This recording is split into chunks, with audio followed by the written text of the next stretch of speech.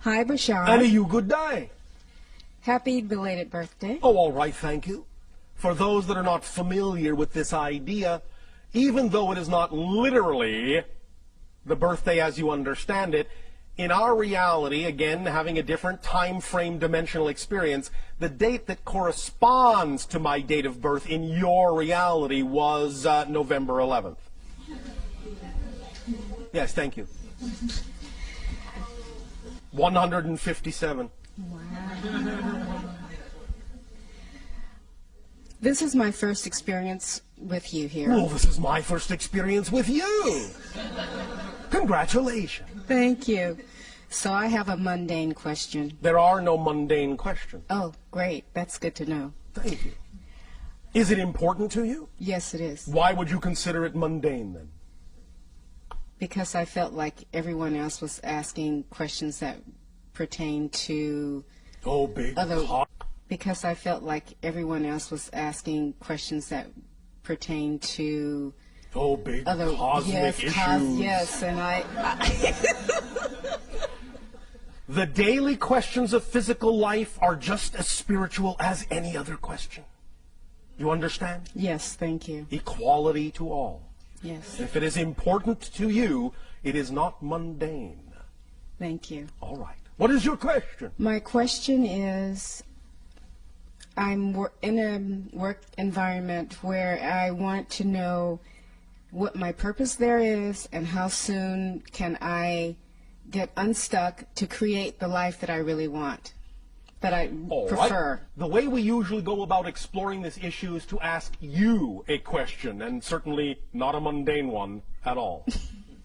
The question we ask is, are you doing what excites you the most in life or not? No. Thank you for your honesty. The next question is, when will you choose to do what excites you the most in life? Bigger question. I wanted to choose it yesterday, but... And you didn't because? What belief systems are holding you back? Fear. Of?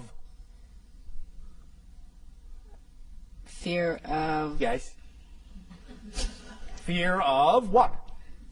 Choosing something and that not really being what really brings me joy.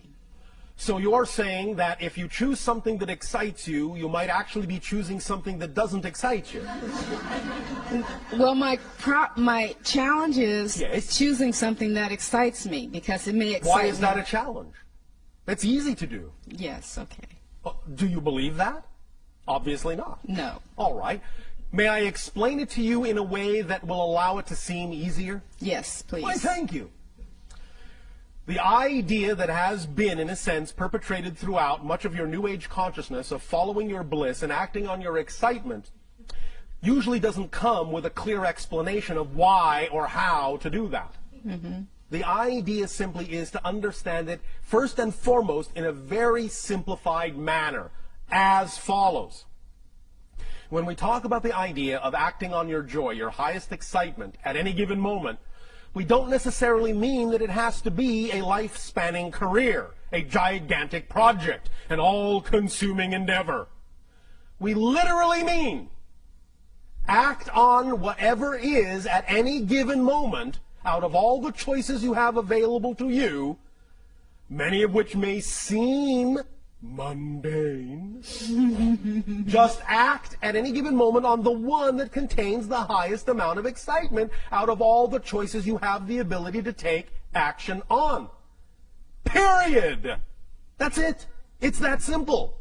Excitement is a thread. It leads to all other excitement. So if you are simply sitting around going, oh, I don't know what excites me, just look at what your options are. Just list your options at that moment. If the only options are go shopping, take a walk on the beach, call a friend, just for an example, just pick the one that's most exciting and act on it to the best of your ability, taking it as far as you can till you can take it no further. When you come to the next crossroad, look at the options available to you then, pick the one that's most exciting, you have the greatest degree of ability to take action on, and take action on it. When you come to the next crossroad, do the same thing. When you come to the next crossroad, do the same thing. The excitement that you follow will automatically draw you into a series of synchronistic events that will constantly accelerate and expand your ability to experience excitement, and constantly accelerate and increase your ability to experience that your excitement will actually be capable of supporting you in your life if you keep moving in that way. Does that make sense to you? Yes. Now, the question is, do you believe it?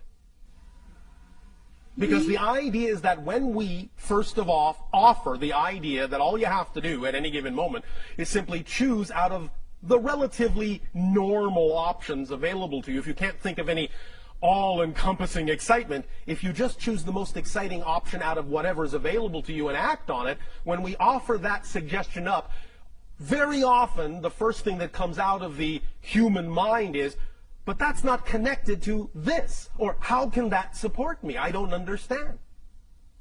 You don't have to understand. That's the beauty of it. The idea is that your physical mind is not designed, never was, and never will be designed to understand how things will happen.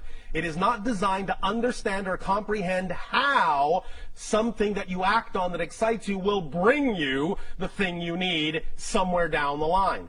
So you don't have to think about how that's going to happen. All you have to do is act on it knowing that it will. Because the human mind is only designed to experience how things are happening. That's it. The human mind is only designed, the physical mind is only designed to understand the physical experience. The mechanism of how these things come to you come from a higher realm that is beyond the purview of the physical mind to comprehend or understand or be able to completely perceive. So you need to stop doing the job of the higher mind, let the higher mind do its job, and bring you these things as you need them in the way that it benefits you best.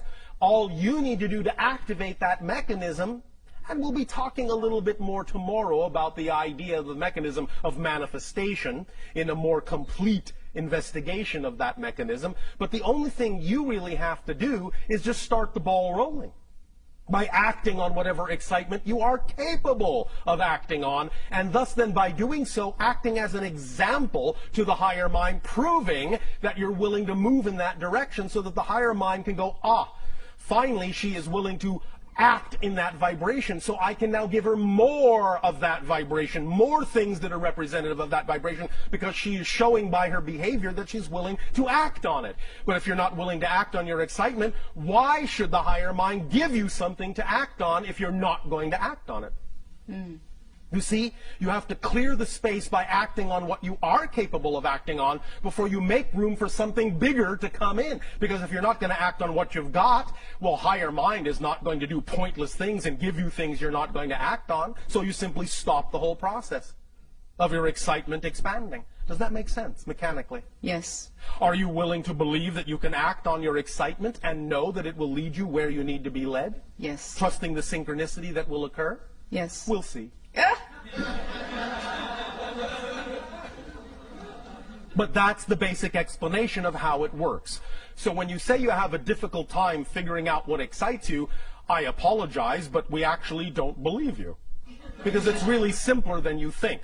You're just having a difficult time understanding a clear definition of excitement and following it. You follow? I do follow. I think the other part of that is because if I'm in a work environment and my excitement may be not to be there, then leave. Although, understand, we are very aware of what your belief systems are all about, many of you. And if you have a belief system that says if you leave that work environment, as much as you may not find it exciting, if you have a belief system that says that leaving that work environment is going to put stress on you, is going to, in a sense, cause you harm in some way, then you must honor your belief system for as long as you're going to hold on to it. But at least take the steps you can take. At least take the steps of acting on your excitement that you are willing to take. And the more you do that, the more your excitement will prove to you that it can support you as well. And the more it shows you it can support you, the more you'll be willing to let go of those things you don't prefer. So you can do it at your own pace. Don't dishonor your belief system. You can jump off the cliff, but only if you believe that you actually will fly. Otherwise, I would suggest you're in for a very hard landing. So don't dishonor your belief system. Don't just think, all right, I'll just throw caution to the wind and ignore my beliefs. Just think, all right, I'll just throw caution to the wind and ignore my beliefs. That will always get you smacking into that brick wall we're going to talk about tomorrow. But the idea is that when you work with your beliefs and understand why you have the belief that you can't be supported in something that you love as opposed to something you don't love, then when you work with those beliefs, you can change them. And the more you change them, the more you will relax into understanding how your excitement can, in fact, support you. One very strong exercise that I would always suggest to many of you, because it is based in your own reality, so it has more opportunity to stick in your mind, is to look at examples in your world of people that are making a living, in fact, making a wonderful living, being supported by doing nothing but the thing that excites them the most. Because I guarantee you, when you look at them and understand how they're doing that, you will understand that if they can do it, you can do it. There is nothing special about them in that context. If you can see it, if you can attract into your reality an example of someone acting on their joy and being supported in their life by doing so, if you could have attracted that example into your reality, if you are capable of even perceiving it, that means you are capable of living it. Otherwise, you wouldn't have been capable of perceiving it, because reality doesn't do pointless things, and you cannot perceive what you are not the potential vibration of. You follow? Yes. Does this help? Yes, thank you very much. Thank you.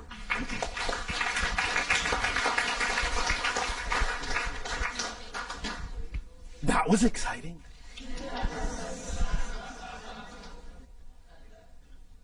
Bashar, we have a question from our News for the Soul listeners. Oh, all right. And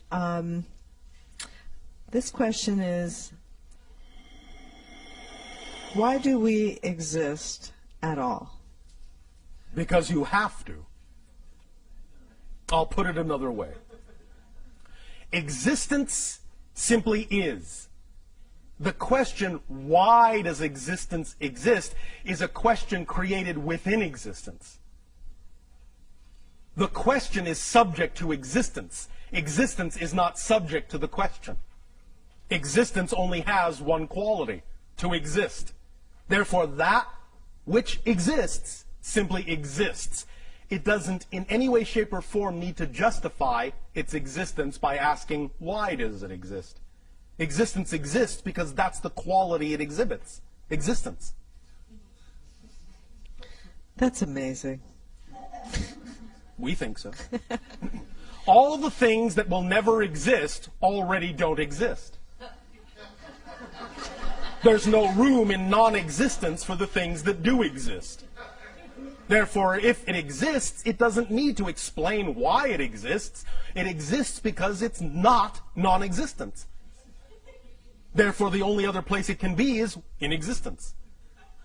That's the ultimate polarity of creation. I get the feeling that the people on your planet enjoy that kind of thinking. We do. There was one other question that I thought I'd slip in here Oh, from all right. another listener, and that is, what's the best way to overcome a phobia? It depends. There is no one best way. It depends upon the person. It depends upon their belief systems. It depends upon what permission slips work best for them. The best way, euphemistically, is their way. Whatever their imagination tells them is their best way. There are any number of suggestions we can make, depending upon the person, depending upon the phobia, but you have to go on a case-by-case basis. There may not necessarily be a generalized idea that will work for all people. Well, what is the basis of phobia?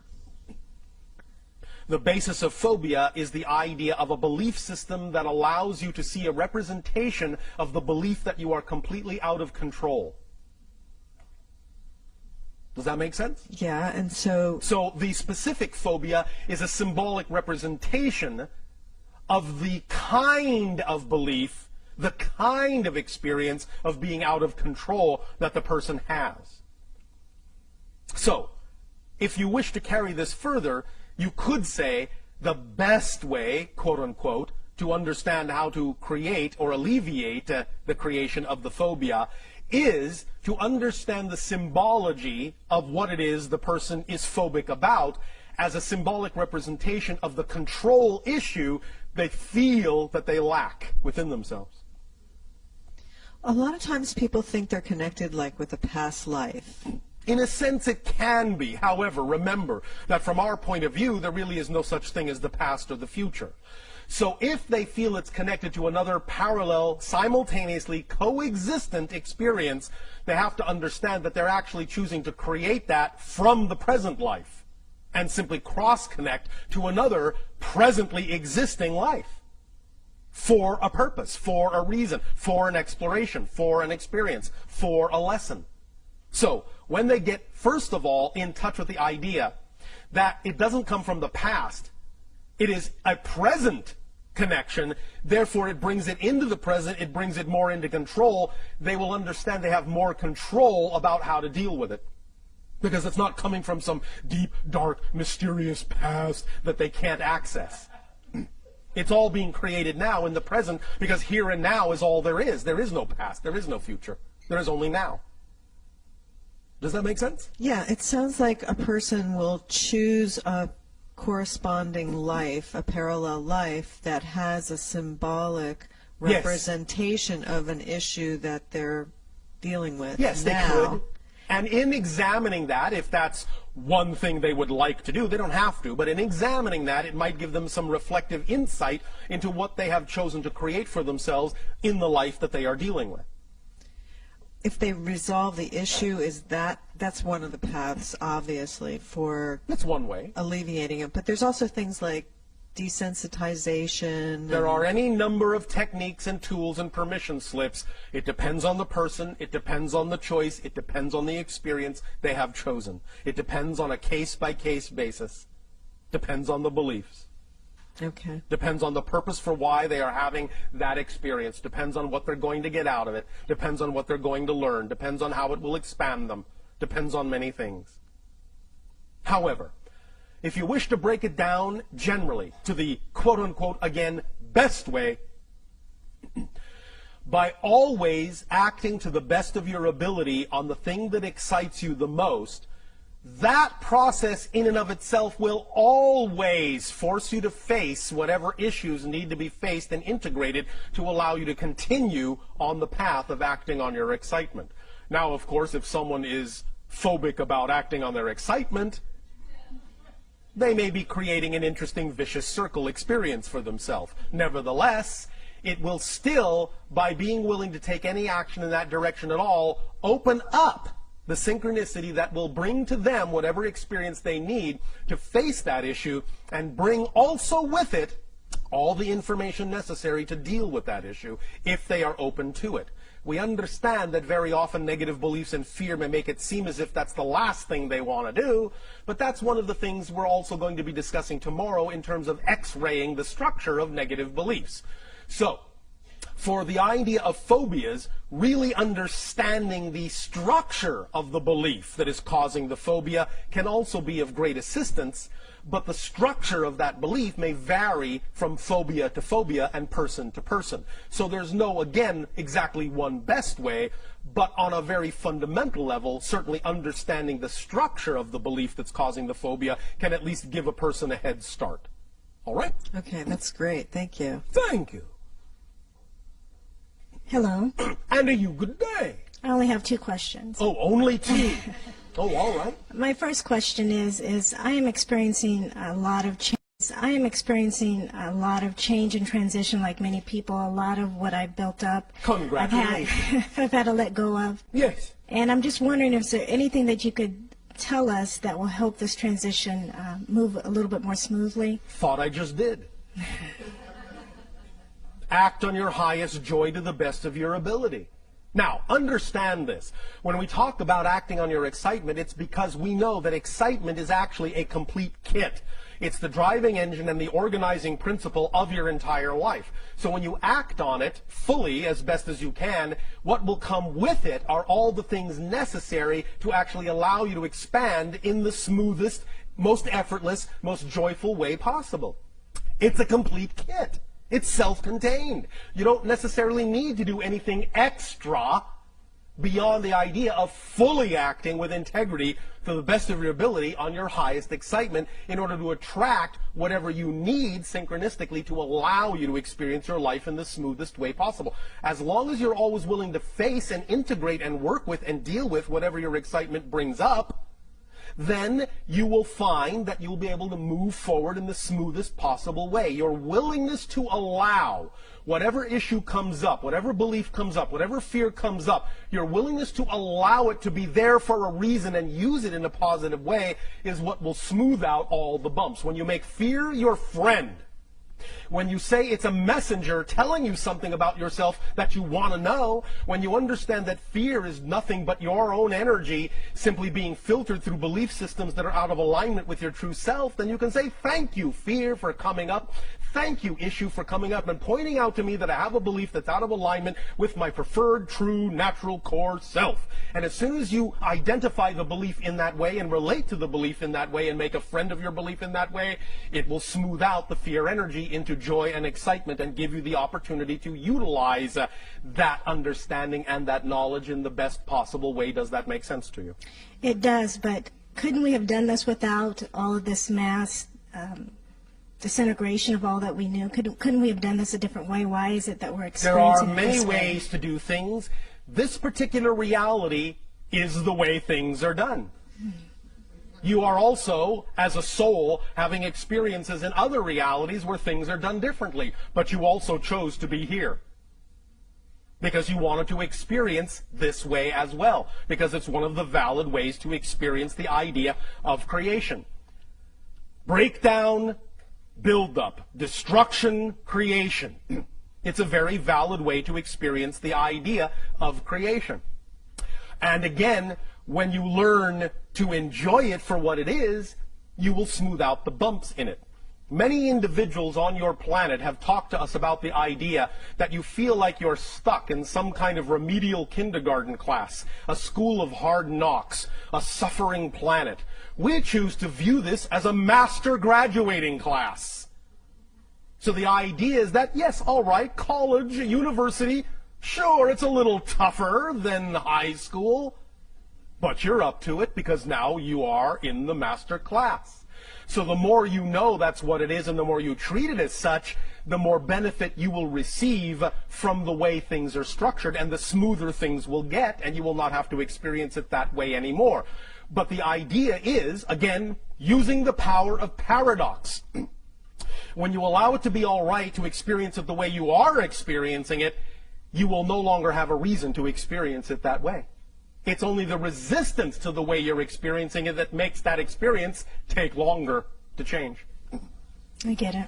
Thank you. I knew you would. My last question is for the past year during meditation or a time where I'm slowing my mind down to connect, I'm experiencing a lot of pressure in my head. Yes. Could you explain what that's about? There are sometimes different symptomologies when you are realigning energies. Sometimes there are physiological side effects or symptomologies. That's all right. They will dissipate. As you become more smoothly aligned and less resistant to certain kinds of change, those pressures will smooth out.